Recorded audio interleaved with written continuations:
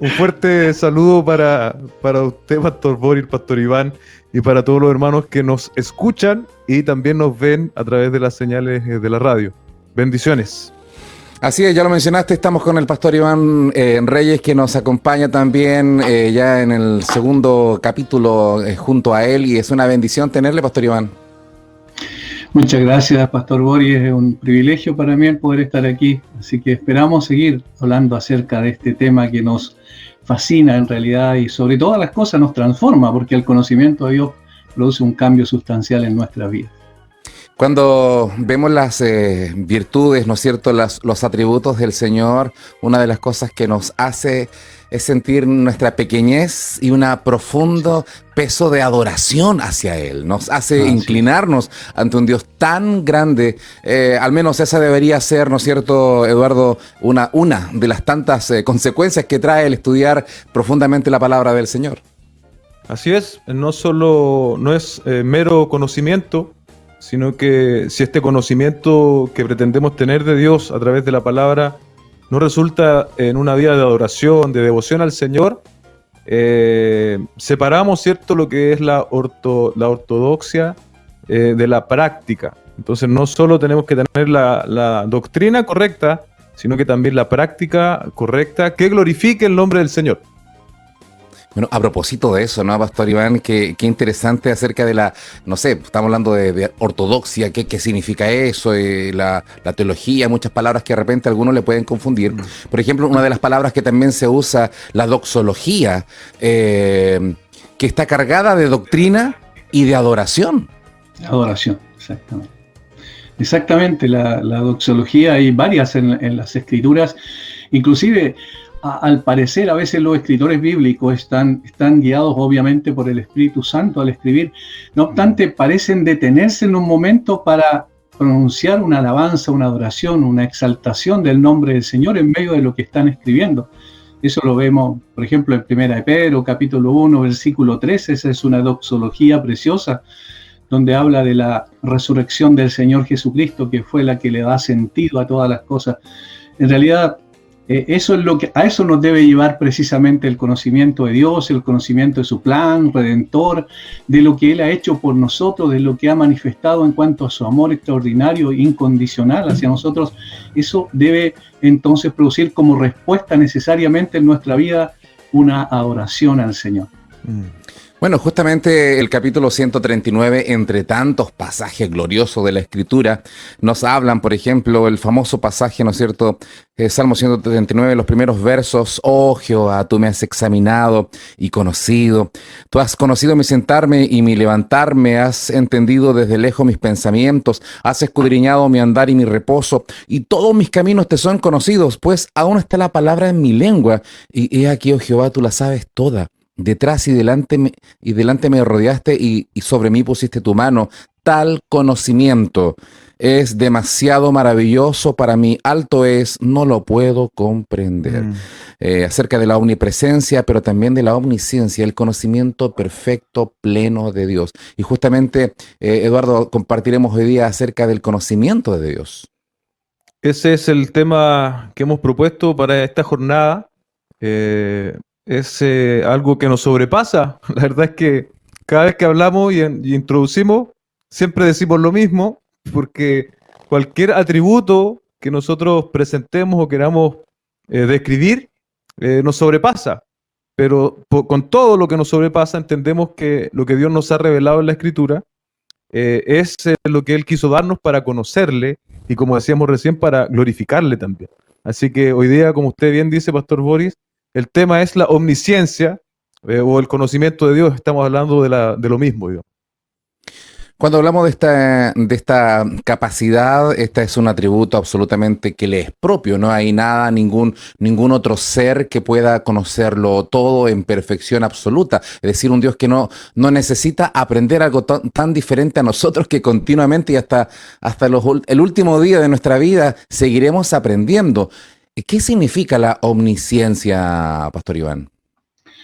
Bueno, hay varias descripciones. Una de las que tiene que ver con la palabra en sí. Omni es todo, y conocimiento, ¿cierto? De ahí se viene la palabra en sí compuesta, pero esencialmente implica que Dios lo conoce absolutamente todo, es decir, no hay nada que le sea, como usted acaba de decir, no hay nada que le sea un, eh, podríamos decir, algo secreto, algo, un enigma, algo que él no puede descubrir, porque no solo él conoce todas las cosas, sino que ha determinado cómo las cosas se muevan, obviamente, en todo lo que tiene que ver con su plan y su propósito. Ha preordenado todas las cosas de tal manera que su conocimiento es absoluto, completo, total. Pero ese conocimiento también, en principio, es un conocimiento de sí mismo, y eso es interesante poder considerarlo. Es decir, en este sentido, la omnisciencia de Dios tiene dos partes, por decirlo de alguna manera: el conocimiento de sí mismo, de Dios mismo, ¿cierto? Y el conocimiento de todas las cosas que existen y que Él obviamente ha traído a la existencia. En Mateo 11:27 me parece un texto bien apropiado en este aspecto para poder ver cómo este conocimiento intratrinitario, como le llamamos normalmente, para poder describir lo que significa, nos ayuda a poder entender este conocimiento que Dios tiene de sí mismo, que también es absoluto. Dice: todas las cosas me fueron entregadas por mi Padre, y aquí está, y nadie conoce al Hijo sino el Padre, ni al Padre conoce a alguno sino el Hijo, y a quien el Hijo lo quiera revelar. Hay un conocimiento íntimo entre el Padre y el Hijo.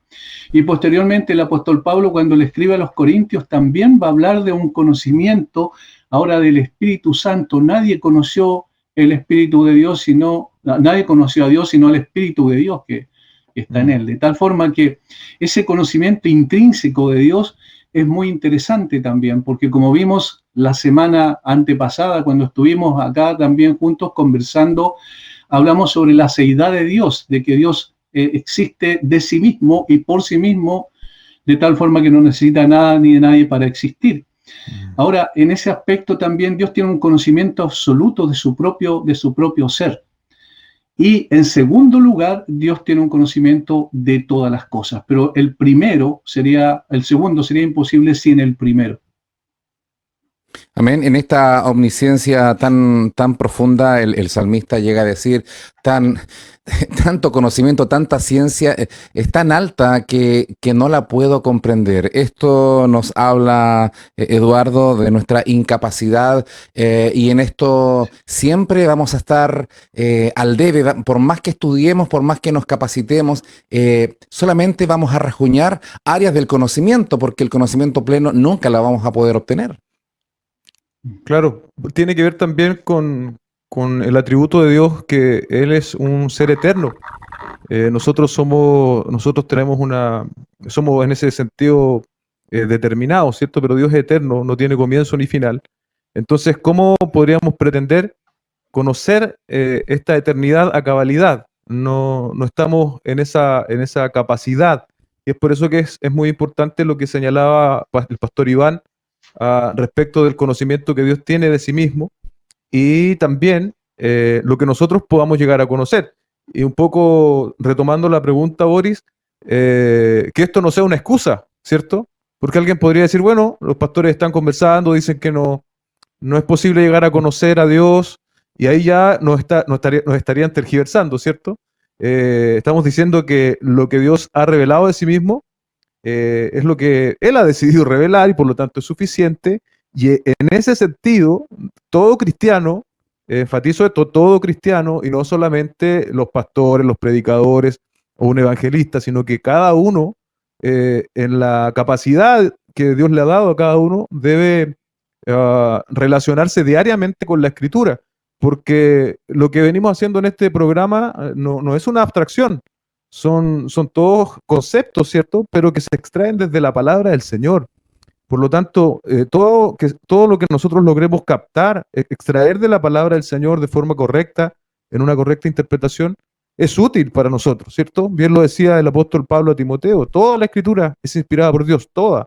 A veces nosotros tenemos ciertos pasajes predilectos y dejamos otros de lado. Entonces, ahí es importante, ¿cierto?, también enfatizar la necesidad de que cada uno de nosotros haga un esfuerzo constante por conocer a Dios, quien se nos ha revelado en la Escritura.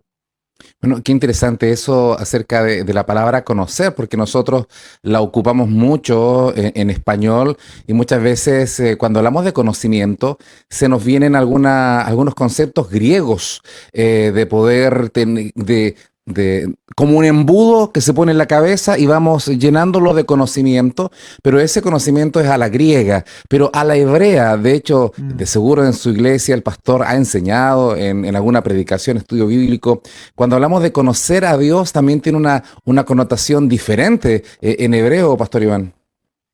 Así es que el conocimiento de Dios es relacional. Obviamente el griego tenía la connotación de ser más, ¿cómo diría? Que más racional o mucho más la racionalidad es lo que apunta. Pero el hebreo, como bien dice usted, tiene que ver con algo más descriptivo y describe lo que tiene que ver con una relación con Dios. El conocimiento de Dios no es un conocimiento abstracto, no es un conocimiento meramente intelectual de algunos conceptos o definiciones, y eso pasa muchas veces, lamentablemente, en la iglesia. Hay hermanos o incluso pastores que tienen un conocimiento exclusivamente intelectual, pero no necesariamente relacional, desde la perspectiva de que cuando Dios se revela a través de su palabra, nosotros vamos conociendo sus atributos, su carácter, sus perfecciones, y entonces eso va despertando en nosotros un amor extraordinario por Él. Alguien hizo una ilustración, no me recuerdo absolutamente completa la ilustración, pero era muy interesante. Dijo, este es el proceso, dijo, para poder definir lo que significa gratitud, alabanza y adoración. Él dice, supongamos que hay una persona que se está ahogando. Tú mismo te estás ahogando en un lugar absolutamente donde no hay nadie al lado tuyo, no hay ninguna persona que puede prestarte auxilio. Entonces tú empiezas a gritar, ¿cierto? Porque ya tus fuerzas se acabaron, no tienes ninguna posibilidad de salvarte por ti mismo, y de pronto de la nada aparece una persona, se lanza al río, te saca y luego se va. Pero antes de irse te deja una tarjeta donde dice dónde él vive, dónde él habita. Entonces, lo primero que tú exclamas es, lo primero que tú expresas en términos de tus emociones es una gratitud enorme por quien te salvó. Pero lo segundo comienza a brotar cuando tú vas al otro día a la casa de esa persona porque quieres conocerlo más, y entonces él te abre la puerta, te invita, vive en una casa esplendorosa, te sienta a la mesa, te da todos los manjares posibles, habidos y por haber, y luego entonces tú comienzas a alabar a esa persona, es decir, a exaltar su amor. Comienzas a exaltar no solo lo que él hizo por ti en cuanto a lo que te salvó, que es impresionante, sino también el hecho de cómo te ha atendido, el cariño, el afecto que te ha expresado a través de lo que te ha brindado como huésped en su casa. Pero entonces él te dice, mira, no te vayas y quédate conmigo un año aquí a vivir conmigo. Entonces, estás durante un año viviendo con esa persona y comienzas a conocer algo mucho más profundo, comienzas a conocer su carácter, comienzas a conocer de sus reacciones diariamente, de la manera en que él se comporta con los demás, y empiezan a aparecer atributos que tú no habías visto nunca antes.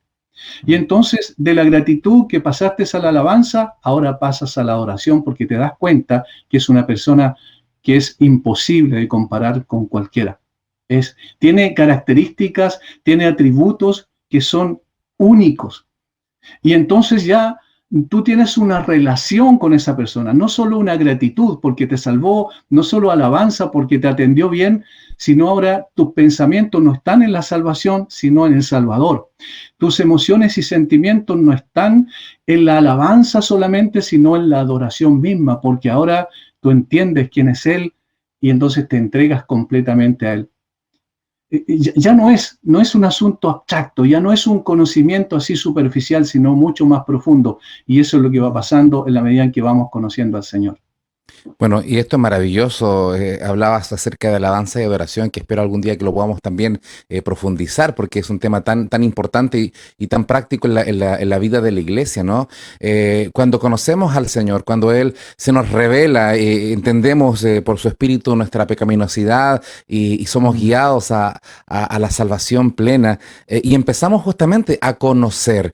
Ese conocimiento pleno, nosotros vamos accediendo como niños pequeños a conocerle, vamos empezando a crecer en él y a descubrir. Por eso que dice que el que quiera alabarse en algo, no se alabe el rico en su riqueza, ni el sabio en su sabiduría, sino en el conocerme, el entenderme.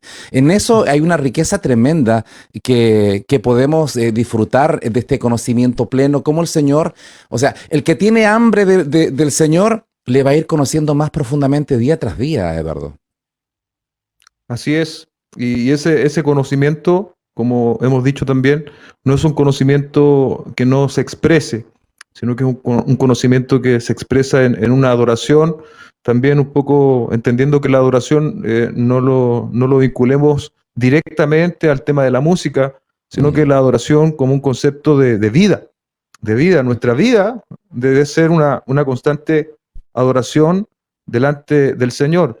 Y fíjate, Pastor Boris, Pastor Iván, que si bien este atributo de la omnisciencia es propio de Dios, ¿cierto? Solo quiero repasar un concepto del libro. Dice, Dios se conoce plenamente a sí mismo y todas las cosas reales y posibles en un acto sencillo y eterno. Sencillo y eterno. Eso se puede obviamente profundizar un poco más. Pero solo para mencionar algo, Dios no necesita hacer ese ejercicio de recordar o de razonar, por ejemplo. Cuando alguien me pregunta a mí, ¿tú qué hiciste el año pasado en septiembre? Quizás si pasó algo específico me acordaré, pero Dios no, porque Él tiene ese conocimiento sencillo y real de todas las cosas, pasado, presente y futuro. Y se espera también que en ese conocimiento también nosotros podemos manifestar algo, no omnisciencia, quiero dejarlo en claro, pero ya que estamos enfatizando el tema de conocer, también podemos conocer. Entonces, en ese sentido, el atributo, si bien de la omnisciencia es propio de Dios, también nosotros como hijos de Dios podemos conocerle más. Se espera, por lo tanto, que un cristiano que lleva 5 años versus uno que lleve 15, 20 o toda una vida, vaya madurando en la fe y no solo acumulando años, ¿cierto? Y vida, sino que de verdad podamos llegar a la vejez conociendo más al Señor y en consecuencia pareciéndonos más a Él. La verdad que de repente pedimos que busquemos en la Biblia Nahum y pasan los minutos y no se encuentra, ese libro está escondido, existirá ese libro, ¿dónde está? ¿Por qué pasa que quizás en algún momento se hablaba ¿cuál sería la razón que de repente no hay este enamoramiento de la palabra y como que nos quedamos con algunos pasajes o con algunos libros y otros no? ¿Por qué no tenemos, estoy hablando en general, haciendo una generalización que siempre son riesgosas, ¿no? Porque hay hermanos que son amantes de la palabra, pero quiero exagerar la nota para poner este punto relevante, Pastor Iván, respecto a muchas veces que pasan los años y no hemos crecido en el conocimiento de su palabra, en el conocimiento de nuestro Señor y Salvador. Sí, ese es un tema muy importante que usted acaba de tocar. Me parece que es precisamente la clave por la cual la iglesia no es la iglesia que el Señor hubiese querido que tuviéramos. Es decir, una iglesia que tuviese un mayor impacto en la sociedad, pero un mayor impacto en la sociedad se puede producir solamente cuando nosotros pasamos tiempo con el Señor y con su palabra, cuando vamos profundizando en nuestra relación con Dios, porque ese proceso nos lleva a una transformación y esa transformación nos lleva a ser mucho más efectivo en nuestra vida diaria, en nuestra vida cotidiana. Cuando no se produce eso, primeramente hay una luz para mí, más que verde, es una luz naranja, es decir, ya está casi con la luz roja, porque la Biblia dice, el apóstol Pedro dice en el capítulo 2 de su primera carta, que debemos desear como niños la leche espiritual no adulterada, y el contexto es la palabra de Dios. Entonces, si alguien no desea, la palabra de Dios es lo mismo que un niño que recién nace no desear aferrarse al pecho de su madre para poder alimentarse. Y sabemos que en términos, podríamos decir, instintivos, el niño nace y se aferra al pecho de su madre. No hay que enseñarle aquello, ¿verdad? Entonces, un creyente que nace de nuevo, no hay que enseñarle que en realidad necesita la palabra. Lógicamente los pastores igual lo hacemos, pero me refiero a que debe haber necesariamente de su corazón un anhelo por las escrituras. Yo veo que la primera evidencia del nuevo nacimiento es precisamente el amor por la palabra, el deseo por estudiar la escritura. Y muchas veces en el proceso, cuando eso no se da en la iglesia, y allí donde nosotros los pastores somos responsables, cuando eso no se da en la iglesia, aún así, el creyente que ha nacido de nuevo debe buscar por sí mismo la escritura y revisarla y estudiarla y pedir al Señor gracia y sabiduría para poder entenderla. Sin embargo, nosotros los pastores somos muy responsables de eso. Necesitamos colocar la mesa y colocarle pan a la gente todos los días de su vida delante de él y invitarle a que pueda escudriñar la palabra, porque la única forma de profundizar en nuestro conocimiento de Dios es a través del conocimiento de su palabra. Y la única forma de ser transformados por el Espíritu de Dios es a través de la aplicación que Él hace, el Espíritu Santo, a nuestra vida. Por tanto, me parece, es una situación de desidia espiritual cuando nosotros no tomamos en serio esto. La relación más profunda, la relación más completa, la relación más perfecta y trascendente que tenemos es la relación con nuestro Señor. ¿Han pensado en esto, que todas nuestras relaciones van a terminar aquí en la tierra? Aún la relación más íntima, que es con nuestra esposa, ¿cierto? Y con nuestro hijo, se terminan aquí en la tierra. Pero la relación con nuestro Señor trasciende la eternidad. Por tanto, Amén. el conocimiento de Él es lo más glorioso que puede haber. Y hermano, si estás escuchando ahora la radio, por favor, ve a las Escrituras todos los días de tu vida. Necesitas alimento espiritual, pero sobre todo un mayor conocimiento del Dios de la Biblia. Amén, gloria al Señor Amén. por esto. Y la verdad que cuando empezamos a estudiar acerca de la omnisciencia del Señor, que Él todo lo sabe, tiene consecuencias absolutamente directas, no solo con el universo en su profundidad, ¿no es cierto?, con galaxias, con planetas, sino que Él conoce todo de nosotros. Y aún así, a pesar de eso, nos ama. O sea, esto me parece glorioso porque nos alcanza directamente a nosotros, Eduardo.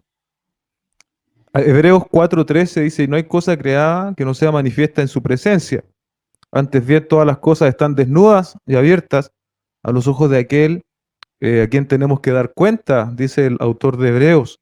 Y sin lugar a dudas que una de las cosas que debe suceder con nosotros como cristianos, como hijos de Dios, frente a este conocimiento, ¿cierto? Que lo hemos definido, primero, que es de sí mismo, segundo, que es un conocimiento absoluto y es eterno. Dios no está aprendiendo nada, jamás va a aprender nada, porque su conocimiento es absoluto y es eterno, como bien dije recién. Y el hecho que Él tenga ese conocimiento de nosotros, eh, por una parte, Pastor Boris, claro, debe producir en nosotros gozo, porque imagínate que cuando el Señor nos salvó, Él sabía todo de nosotros. Él sabía mi pecado desde antes que Él llegó, y también sabe los pecados que he cometido después que me convertí al cristianismo. Y a pesar de conocerme, ¿cierto? Él, teniendo ese conocimiento absoluto, decidió amarme y alcanzarme a través de la gracia, a través de su Hijo Jesucristo.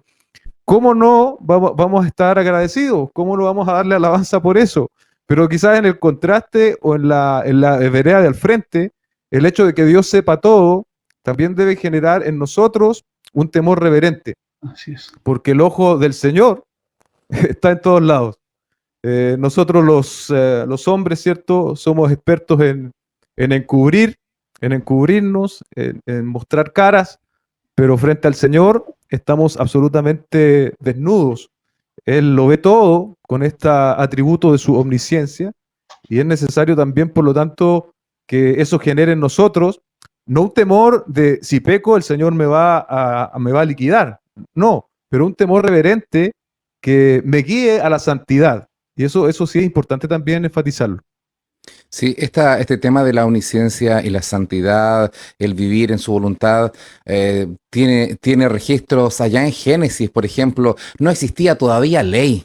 No estaba la Biblia, sino que estaba la enseñanza que se le había entregado de su padre, ¿no es cierto?, a José y sabía, ahora era esclavo y cuando esta mujer, ¿no es cierto?, la esposa de Potifar, se empieza a insinuar para tener relaciones sexuales, él le dice, ¿cómo pues haría yo este grande mal y pecaría contra Dios? O sea, ese temor tan grande de saber que Dios está, que conoce todo, que está en todo lugar, nos libra también de cuántos pecados el temor de Dios nos puede librar, sabiendo que Él está, que Él nos ve, y no necesariamente que haya una cámara que esté registrando todo, sino la presencia del Señor, no solo en el lugar, sino en nuestra propia vida, Pastor Iván.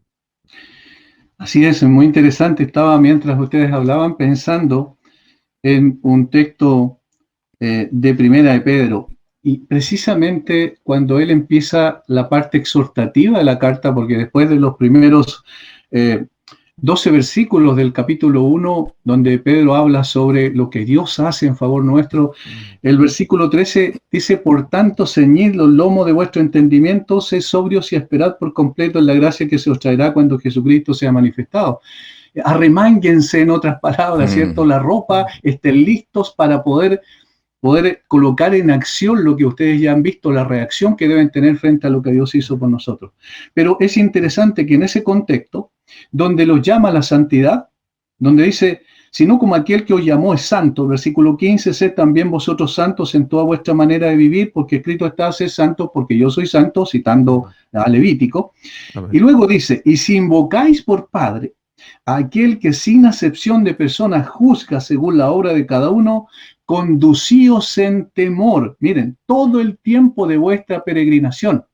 Noten las dos cosas que dice al principio, que Él es Padre, pero Él también es juez. Es interesante eso. Como Padre nos acoge, nos perdona, nos protege, nos provee, pero también nos juzga. Y no en el sentido de condenación, obviamente, porque ninguna condenación hay para los que están en Cristo Jesús, sino en el sentido de disciplina. Ahora, ¿cómo podemos vivir de esa manera? Y aquí está, consciente de que Dios conoce absolutamente todo, no solo nuestras acciones, sino también nuestros pensamientos más íntimos, nuestros sentimientos, nuestras emociones, las motivaciones con las cuales hacemos todas las cosas. Por eso es que la hipocresía es imposible delante de Dios. Yo digo siempre, la hipocresía es una máscara muy débil para ocultarnos de los ojos de aquel que todo lo escudriña, que todo lo ve. Por tanto, lo que nos está diciendo aquí, que en el fondo en términos prácticos, el conocimiento de Dios nos lleva también a un proceso de santificación progresiva que va, valga la redundancia, progresando hasta parecernos más al Señor Jesucristo cuando somos conscientes, como usted dijo, Pastor Boris, como lo fue José, de que no podía hacer eso contra el Señor. Él tenía en su mente y en su corazón al Señor presente. Amén. No podía ofender a un Dios santo antes que haber ofendido a su jefe, ¿verdad? Que era la mujer de su dueño en ese sentido.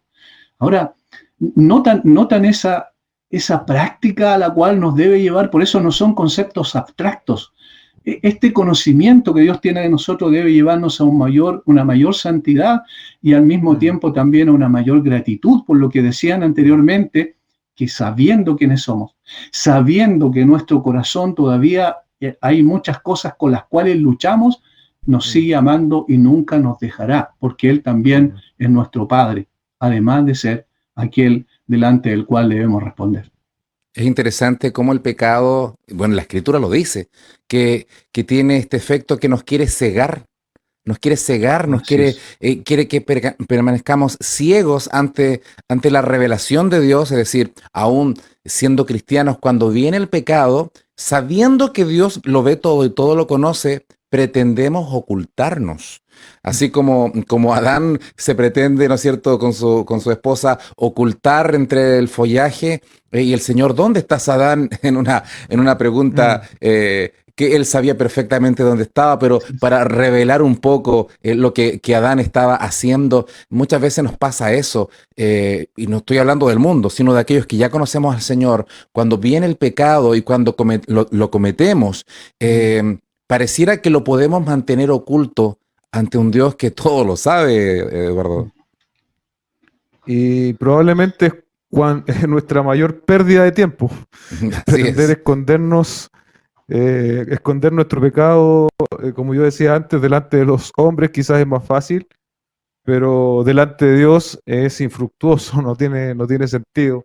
Y cuando lo hacemos, lo único que cosechamos, ¿cierto? Es el retardo del perdón de Dios, entendiendo que obviamente cuando cometemos un pecado, estando en Cristo, Dios nos va a disciplinar, ¿cierto? Hebreos 12. Si no nos consideremos hijos o no nos consideremos hijos del Señor, más bien Él disciplina a sus hijos y si no, considérense bastardos, dice el autor Mm. del libro de Hebreos. Entonces, yo creo que eso es importante de poder también subrayarlo esta tarde y que el conocimiento de Dios y a lo mejor, ¿por qué no, cierto? Más de alguno de los que está viendo este video se siente culpable por algún pecado. Bueno, hermano, es hora de ir a las plantas del Señor, pedir perdón y evidentemente no hay soluciones instantáneas. Muchas veces tocará pagar las consecuencias de ese pecado, asumir la disciplina que Dios imponga, pero sin lugar a dudas que el Señor nos extiende su favor, su gracia, porque esa gracia fue capaz de cubrir mis pecados de ayer, de hoy y los que con toda seguridad voy a también a cometer mañana. Y no hagamos del pecado algo solamente así como esos pecados que salen en la televisión. Pensemos en nuestros pensamientos, ¿cierto? Pensemos en la envidia, en el orgullo y en todas esas cosas que a veces no llamamos pecado, pero que delante de la santidad del Señor contrastan y sí son pecados. Sí, los pecados de omisión. Uno piensa que alguien hizo algo. Bueno, hay cosas que hemos dejado de hacer siendo hijos del Mm. Señor y eso también es falta delante de Él. Ahora, Ah, sí. cuando hablamos de esta omnisciencia de Dios, lo vemos también nítidamente, por ejemplo, en la persona de nuestro amado Señor Jesucristo. Amén. Cuando está buscando, ¿no es cierto? Está llamando a sus discípulos y dice ahí en Juan capítulo 1, verso 43, llama a Felipe. Felipe sale corriendo y se encuentra con Natanael. Oye, Natanael, hemos encontrado al Mesías, del cual Moisés se profetizó. Y viene Natanael, dice, pero de Nazaret puede salir algo de bueno. Y se queda con ese prejuicio y Felipe le dice, bueno, anda tú y empieza y ve, conoce a Jesús. Y antes que Natanael le diga algo a Jesús para conocer algo de él, Jesús le dice, he aquí un verdadero israelita en Mm. quien no hay engaño. Natanael queda desarmado y le pregunta, pero ¿de dónde me conoces antes que Felipe te llamara? Cuando estabas debajo de la higuera te vi. Y Natanael estaba solo, debajo de esa higuera, en una actitud de adoración, como un verdadero israelita, un hombre de Dios, en esos momentos de intimidad a solas con Dios. Él no conocía al Mesías, pero estaba buscando del Señor. Esto nos habla de que Jesús muestra su gloria y su omnisciencia y su omnipresencia. Esto es un pasaje maravilloso, Pastor Iván. Así es. Yo siempre trato obviamente es imposible, uno lo hace de una forma didáctica, pedagógica, cuando enseña, tratemos de trasladarnos al tiempo, al momento, a la situación, a la circunstancia de este incidente de Natanael con Jesús. Y yo quisiera haber visto el rostro de Natanael cuando Jesús le dice esto, porque tiene que haber sido impresionante, decir, ¿cómo? Pero ¿cómo? Porque conocía no solo que estaba debajo del árbol, sino también conocía su corazón. Dice, aquí un verdadero israelita en el cual no hay engaño. Eso es impresionante. Hay otra parte que a mí siempre también me deja impactado, que se relaciona con esto. Por ejemplo, es cuando el Señor sana al paralítico, aquel que metieron por el techo. Recuerdan que lo llevaron sus 4 amigos, los 4 ilustres desconocidos, como dice MacArthur. llevaron a este amigo a los pies del Señor Jesucristo y el Señor Jesucristo le dice, hijo, tus pecados te son perdonados. Pero el problema de él era el parálisis, su incapacidad para poder valerse por sí mismo. Y una vez que dice eso, los fariseos y los escribas empezaron, dice, a cavilar en sus corazones. Eso es interesante, porque no es que lo dijeron abiertamente, sino que cavilaron en sus corazones. Y el Señor le dice, ¿por qué caviláis en vuestros corazones? Eso tiene que haber sido impactante para ellos también. Ahora, ahí es donde uno ve la dureza del corazón del hombre, porque a pesar de darse cuenta que estaban frente a alguien que podía conocer perfectamente sus emociones más profundas, sin embargo, no lo reconocieron. Entonces, esto, y una de las cosas que a mí me llama mucho la atención es que el Señor nunca echó encima su conocimiento, sino que lo hizo para despertar la fe de las personas, para poder llamarles a un verdadero arrepentimiento, a una relación con Él, como el caso de Natanael. A los fariseos le estaba mostrando que el que estaba frente a Él era precisamente Dios. Ellos dicen, solo Dios puede perdonar pecados. Y si el Señor conocía el corazón y los sentimientos más profundos de ellos, obviamente estaban frente a Dios, pero no quisieron reconocerlo. Ahora, ¿por qué digo? El Señor no echa el conocimiento encima de las personas, porque lamentablemente, hermanos, a veces pasamos de un analfabetismo bíblico a un intelectualismo arrogante. Y me refiero a que uno ve normalmente en redes sociales como a veces la gente echa su conocimiento encima para tratar de ganar debates infructuosos que no tienen ningún sentido, ningún propósito, ningún objetivo, más que aplastar al otro con su conocimiento.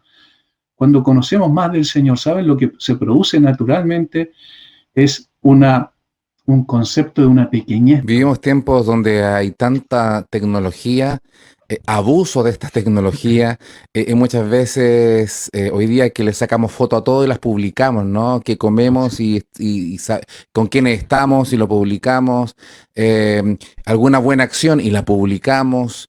Hay momentos que como Natanael debemos estar debajo de la higuera, solos, solo Dios y nosotros, sin cámara, sin celular, sin nada, en esa intimidad, en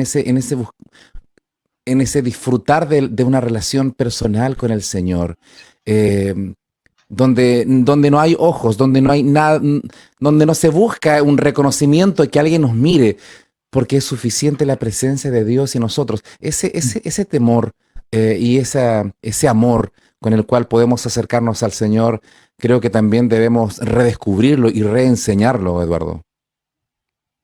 Sí, pensaba mientras planteabas la pregunta, que debe haber un equilibrio, ¿cierto? Nosotros en el contexto del programa siempre enfatizamos harto la Biblia, lo bíblico, y sin lugar a dudas es la palabra del Señor la que nos permite el cauce, porque si no tenemos un cauce, claramente nos podemos desviar con facilidad y bueno, basta ver, sin el ánimo de hacer un juicio o un mal comentario, basta ver que muchas veces se da un énfasis desmedido en las emociones, en una espiritualidad malentendida, pero que no se conforma al cauce bíblico. Y como no se conforma al cauce bíblico, termina en todo tipo de distorsiones en lo que se refiere a la adoración. Entonces tiene que haber, tenemos que remar, ¿cierto? Con los dos remos, con el remo de la palabra del Señor, con el remo también de esa intimidad, que yo pienso que el tiempo en la palabra del Señor también es intimidad, porque Absolutamente.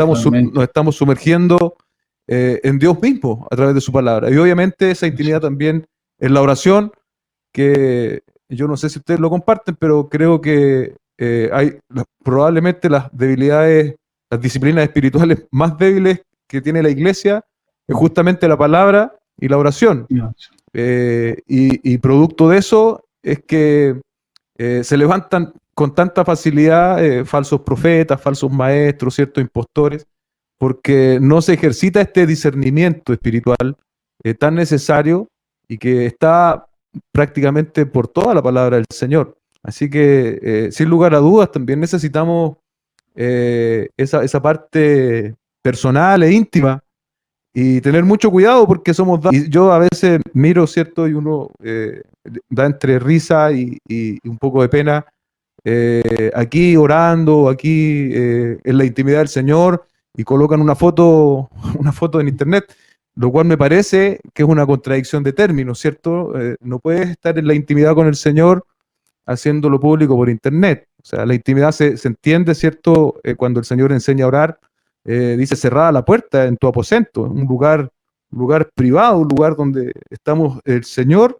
y yo, ¿sí? Ahora pienso eso, Pastor Boris, que debemos cultivar siempre esta vida devocional personal, que a veces nos cuesta tanto como creyentes, sobre todo en este mundo tan agitado, tan lleno de compromisos, donde trabajamos mucho a veces, llegamos tarde a la casa, las responsabilidades, pero el Señor nos guíe a poder apartar tiempo para Él. Así como tenemos tiempo para otras cosas, también poder apartar tiempo para Él de forma más disciplinada.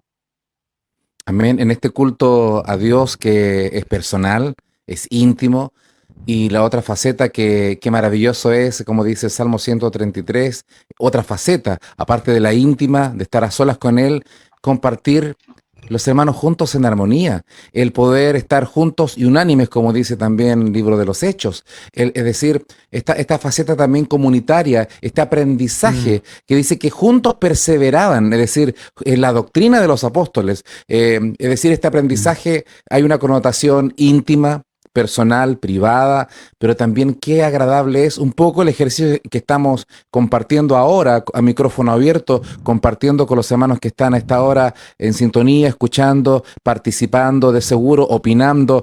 Acá, por ejemplo, nos escribe Pablo Cerda, dice, escondernos delante de Dios es un ateísmo absoluto. Siendo creyentes y conociendo su palabra, sabemos que no podemos hacer nada sin que Dios lo sepa. Nos saluda aquí a los pastores. Es decir, hay una connotación también comunitaria de buscar al Señor y aprender más de la palabra y conocerle a este Dios omnisciente, este Dios todopoderoso, Pastor Iván. Absolutamente. Yo entiendo de la siguiente manera lo que es el cristianismo en una forma sintética, por supuesto, y muy simple de definirlo, y es primaria y esencialmente, en primer lugar, una relación personal con Dios. Pero no solo una relación personal con Dios, sino una relación personal también con todos aquellos que tienen el mismo ADN espiritual de nosotros, es decir, con lo que constituye la iglesia, con cada uno de los hermanos. Pero es importante pasar mucho tiempo con el Señor a solas, porque de esa manera vamos a saber cuál es la voluntad de Dios. Y al conocer la voluntad de Dios, entonces podemos también servir de instrumentos para que otros hermanos puedan disfrutar de aquello, y al mismo tiempo el hecho de que otros hermanos también tengan su intimidad con Dios pueden también edificar nuestra vida. No sé si me entienden el proceso. Es el proceso íntimo de cada uno, y como nosotros dependemos el uno del otro como iglesia, porque los pastores somos ovejas con una función distinta nada más, podemos edificarnos mutuamente, podemos disfrutar de esa conversación íntima que tenemos como hermanos, edificarnos en la doctrina, compartir también sensaciones, compartir experiencias también especiales que obviamente nos van haciendo, cada uno de nosotros vamos nutriéndonos, como dice el apóstol Pablo, y unidos como las coyunturas, ¿verdad? Vamos edificándonos en amor hasta llegar a ser el templo que el Señor quiere producir. La iglesia es esencial, la iglesia es fundamental, y aquí estoy tocando un tema quizás contingente. A veces para las autoridades normalmente la iglesia no es esencial, para nosotros sí es esencial, para Dios sí es esencial. Y por eso es que echamos tanto de menos el poder estar con los hermanos, abrazarnos, conversar, decir, hermano, mira, quizás contarnos algunas cosas, estoy luchando con ciertos pensamientos o emociones, sensaciones en mi corazón que yo sé que no están bien, ayúdame a orar. Es decir, cosas tan preciosas como esas solo se logran en la relación interpersonal, solo se logran en la comunidad, como acaba de decir usted, Pastor Boris. Por tanto, es esencial que nosotros podamos reunirnos, y si no podemos, así, digamos, en términos presenciales, podamos estar comentando lo que pasa con nosotros también a través de los instrumentos que el Señor nos ha dejado, y de esa manera poder estar unidos en oración y en adoración al Señor constantemente. Sí. Pero el conocimiento de Dios es la base de todo eso, porque si conocemos a un Dios que no es el Dios de la Biblia, obviamente se va a distorsionar todo. Por eso es que la palabra es esencial. Primero conocemos al Señor de la palabra y luego hablamos del Dios de la palabra. Yo Amén. digo, y con esto concluyo esta intervención. Yo digo siempre esto: si estás con Dios en la intimidad, entonces hablarás de Dios siempre en público.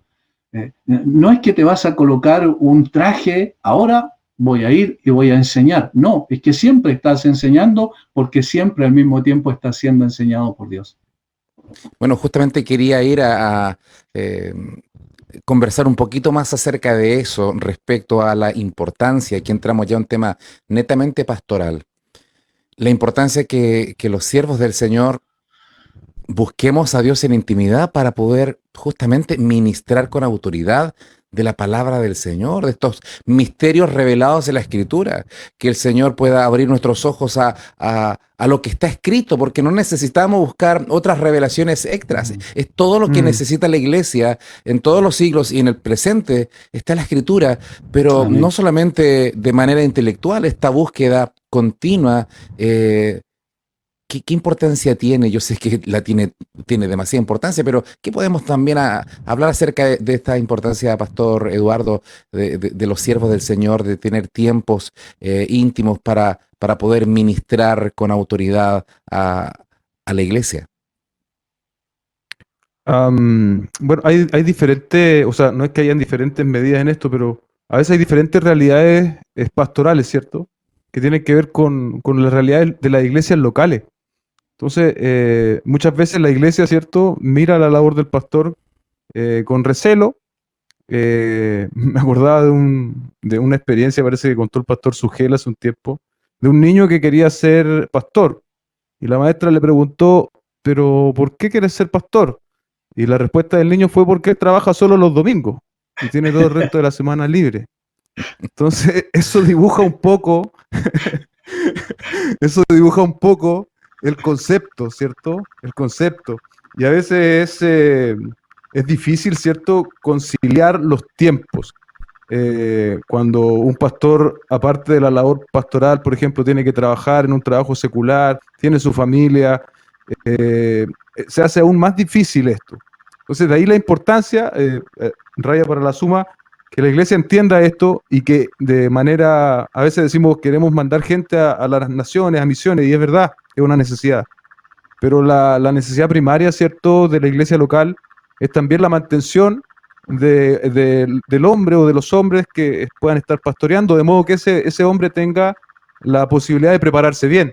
Y esa preparación es justamente todo lo que hemos estado conversando, una preparación espiritual, una preparación también del entendimiento. Me acordaba porque justamente el domingo yo prediqué justo ese pasaje de ceñir los lomos, ¿cierto? Y en chileno es arremangarse, ¿cierto? Y ir a las profundidades de la palabra del Señor, pero no de forma superficial, sino que profunda. Y después el segundo ejercicio es no llevar un sinnúmero de conceptos a la iglesia, sino que llevar una predicación y no un cúmulo de ideas teológicas, así que al final las entiende uno y nadie más, sino que llevar la palabra del Señor de manera práctica, de manera diáfana, y que los hermanos la puedan consumir también de esa forma. Bueno, Pero es elemental, Pastor Boris, lo que tú decías. y de seguro un tema de la capacitación, de la preparación pastoral, creo que da para un capítulo aparte, porque en Chile, desgraciadamente, cuando se dice pastor, puede ser una persona muy correcta, muy digna en su ministerio, o puede ser cualquier persona que lo apuntan como pastor por alguna mala actitud, pero eso va a quedar para un capítulo aparte. Pero volviendo ya casi cerrando el tema de la omnisciencia de Dios, el ser humano siempre está buscando conocer más, hay enigmas, hay vida fuera de este mundo, de este planeta, vida extraterrestre. ¿Qué pasa el Triángulo de las Bermudas? Hay muchos misterios asociados. El ser humano siempre está buscando más, y también el ocultismo abre puertas para poder saber qué va a ocurrir mañana, adivinos y cosas raras que la gente busca saber qué es lo que viene. Es decir, esta puerta de la omnisciencia o de un conocimiento mayor desde el punto de vista humano es muy atractivo, y el diablo también juega con eso y tiene enredada a muchas personas en esta área del ocultismo, Pastor Iván. Así es un buen tema, también sería para otro programa, yo creo, Sí, un tema de ese, muy buen tema. Pero miren, es interesante lo que el Señor a través de Jeremías le dice a los falsos profetas de su tiempo. Parece que no encaja mucho con la pregunta, pero sí vamos a ver cómo tiene relación. Porque el Señor le dice, porque ¿quién estuvo en el secreto de Jehová y vio y oyó su palabra? ¿Quién estuvo atento a su palabra y la oyó? La reiteración en el hebreo, ¿cierto? Es didáctica, ¿verdad? Todos sabemos eso. Y es muy interesante porque dice, ¿quién estuvo en el secreto de Jehová? ¿Quién es el único que conoce todas las cosas en forma absoluta? No solo el presente, sino el futuro, no solo eso, sino el pasado. Para Dios es un eterno presente todo, pero ¿quién es el único que conoce absolutamente todo? Dios. Entonces, ¿a quién le vamos a preguntar sobre los secretos y los enigmas? Obviamente a Dios. Y todo lo que Dios ha dado a conocer es lo que necesitamos. No necesitamos absolutamente nada más. Por tanto, es infructuoso tratar de buscar, tratar de correr el velo, ¿cierto?, de lo que podemos ver y lo que podemos apreciar, buscando algunas cosas que no tienen ningún sentido, ni añaden ni quitan absolutamente nada a lo que significa nuestra vida y el propósito de nuestra vida. Más adelante, el Señor se queja en un sentido con estos falsos profetas y dice, pero si ellos hubieran estado en mi secreto, si ellos hubiesen conocido mi palabra, mi nombre, si hubiesen estado en mi secreto, habrían hecho oír mis palabras a mi pueblo. Ahí está nuestra tarea, ¿verdad? Pastoral. Y dice, y lo habrían hecho volver de su mal camino y de la maldad de sus obras. El conocimiento de Dios sí tiene sentido, el conocimiento de Dios sí tiene propósito. El conocimiento de Dios es para cambiar y transformar nuestra vida presente y trascender más allá de esta tierra. El conocimiento de Dios es todo lo que necesitamos. No necesitamos absolutamente nada más. Por tanto, involucrarse en prácticas ocultistas es peligroso porque es abrir la puerta, ¿verdad?, a que los demonios puedan hacer su tarea según la conveniencia del enemigo. Pero cuando abrimos nuestro corazón, nuestra mente, nuestro entendimiento al Señor, entonces tenemos todo lo que necesitamos. amén. Bueno, el tiempo otra vez nos juega en contra porque hay mucho más para seguir escarbando, iluminando, buscando en la palabra, buscando otros versos, otras áreas, otras preguntas acerca de un tema infinito como es la omnisciencia de Dios. Pero muchas gracias, Pastor Iván. Esperamos reencontrarnos para seguir charlando de temas tan maravillosos de la Escritura, de teología, llevados a la práctica, a una pastoral muy entendible. Así que Dios te bendiga, Pastor Iván, y Pastor Eduardo, Muchas como gracias. siempre, ahí participando en esta conversación. Qué bendición. Amén. Un Bendiciones, abrazo, pastores. queridos. Ok, nos vamos. Muchas gracias Nos por su vamos. sintonía.